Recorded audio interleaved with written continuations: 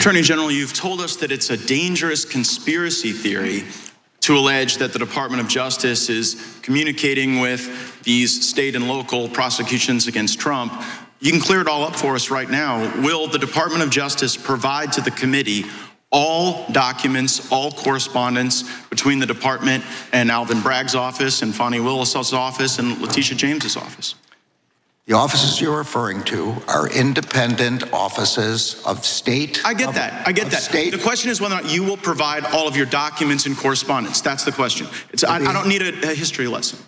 Attorney General Merrick Garland was grilled for hours today during a House hearing, and he remained defiant as Republicans continued hitting him with hard questions and accusations during this House Judiciary Committee hearing.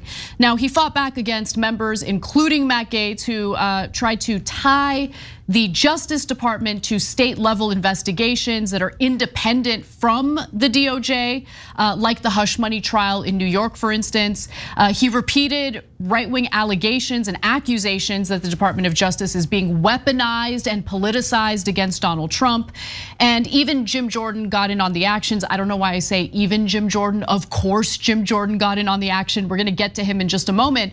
But Cenk, you had communicated that you felt that Matt Gaetz actually made some decent points during this hearing. What are your thoughts? Pausing here to deliver some honest truth as we do in our news coverage as well. TYT is facing challenges, guys, as the entire industry is. You know who could make the difference? You. If you hit the join button below, it's gonna make all the difference and keep us in business. We appreciate you, thank you. On the one hand, you've got Republicans who are lunatics with this crazy theory on how Trump is gonna get assassinated by Biden. That is totally cuckoo for Cocoa Puffs. So some of the Republicans, as usual, humiliated themselves, including Jim Jordan did a terrible job of asking questions. But Matt Gaetz actually did a shockingly decent job.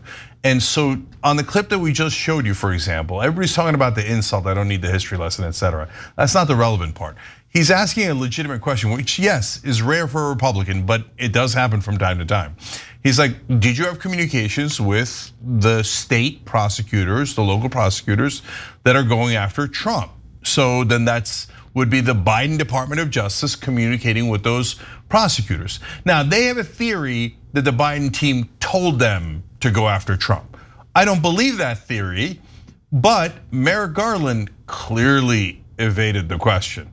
It's a legitimate question, and Merrick Garland refused to answer it. He went around and around and around, and so he's obviously did have some, in my opinion, what I came away with that was he did have communication with them, and he doesn't want us to see it.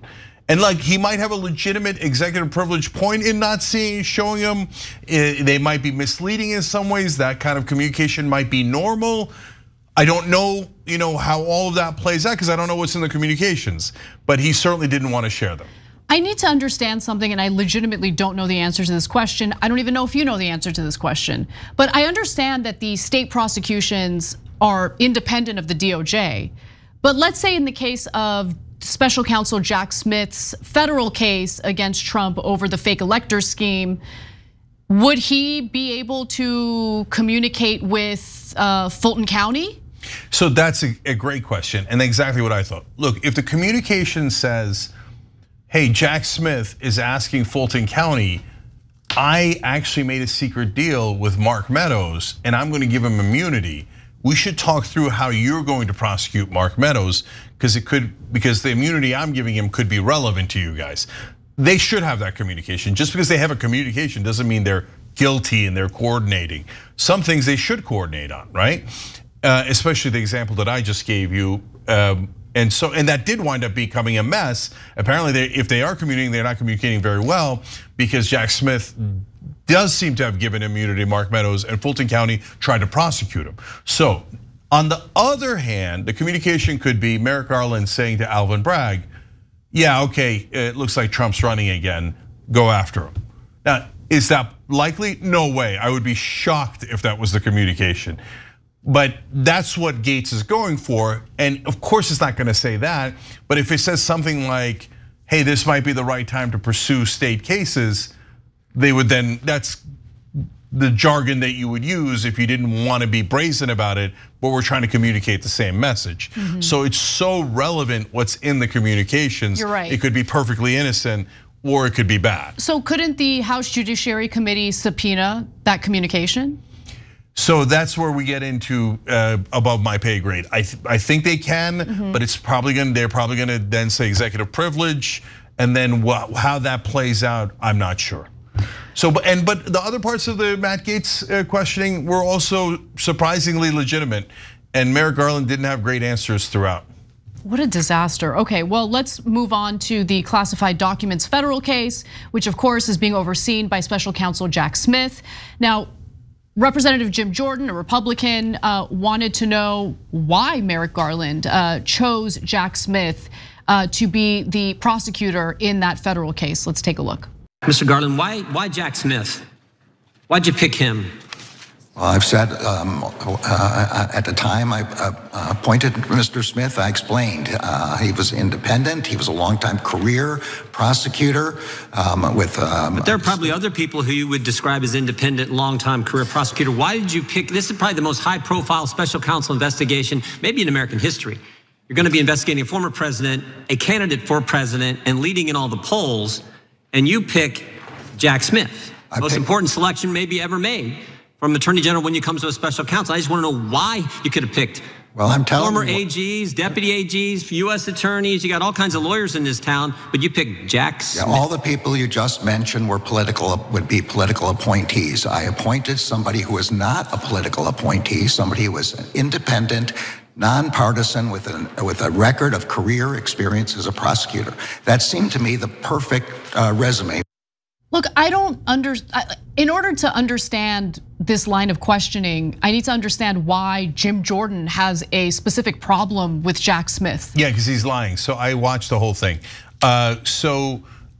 He said, isn't it true that he also prosecuted Governor McDonnell in Virginia? Yeah, Governor McDonnell was a huge crook.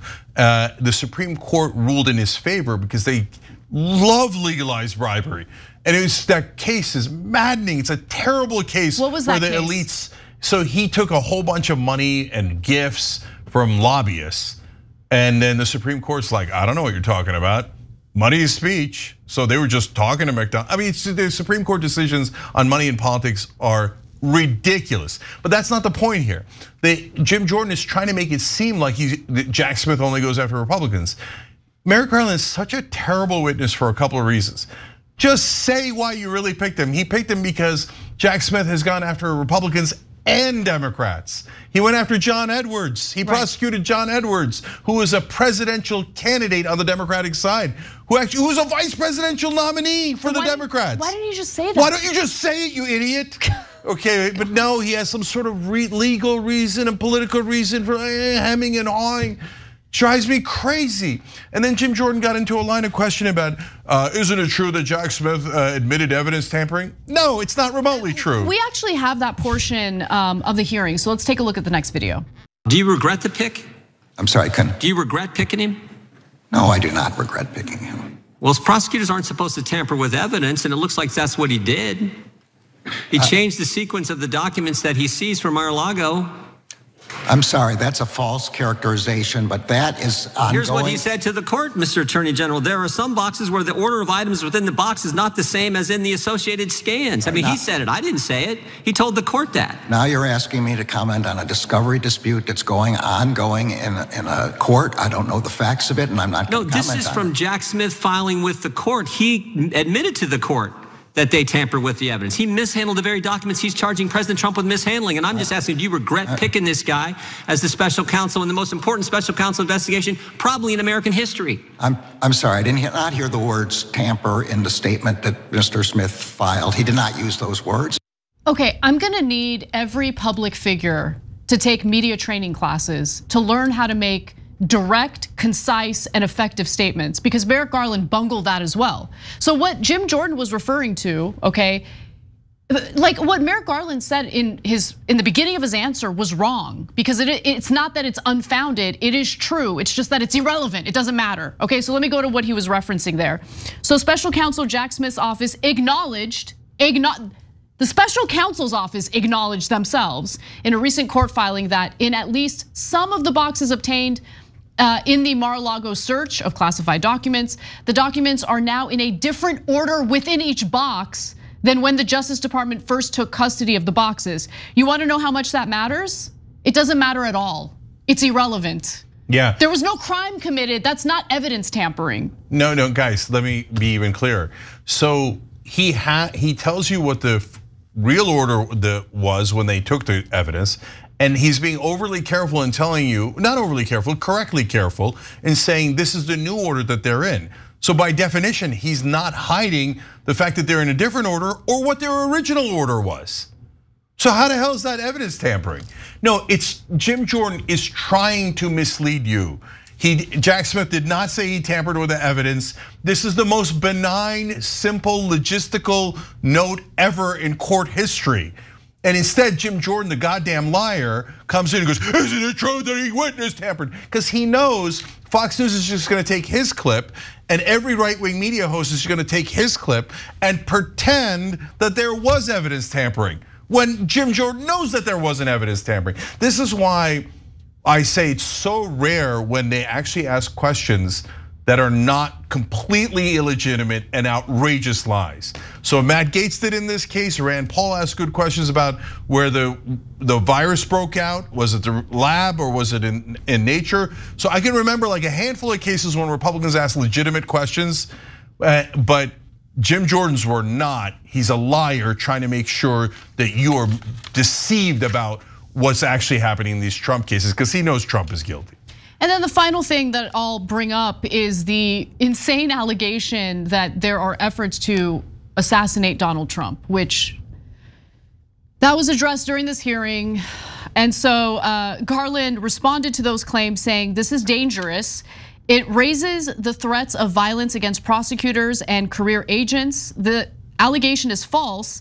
As the FBI has explained, the document that's being discussed is our standard use of force protocol, which is a limitation on the use of force and which is routinely part of the package for search warrants and was part of the package for the search of President Biden's home as well. Because remember, Biden also had some classified documents. He realized it, immediately alerted the authorities about it, and then they searched his home as well.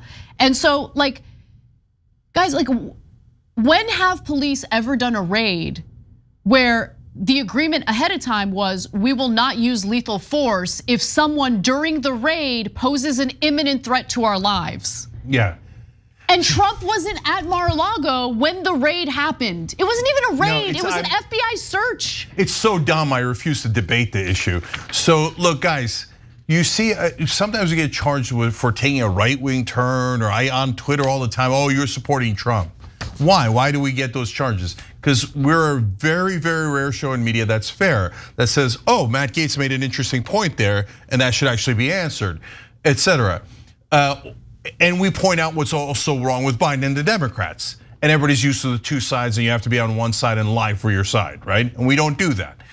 But the reason why I could never be a Republican in these current days is because a giant portion of the party very regularly believes in literal lunatic conspiracy theories. Like just off your rockers, insane. Every warrant says that the cops or the FBI can use force. Every warrant, right? Yeah. And now all of a sudden, all of you lunatics have believed, I'm sorry, look, to be fair to the voters, some of them will believe anything and they can't, and I mean, how do you believe that nonsense?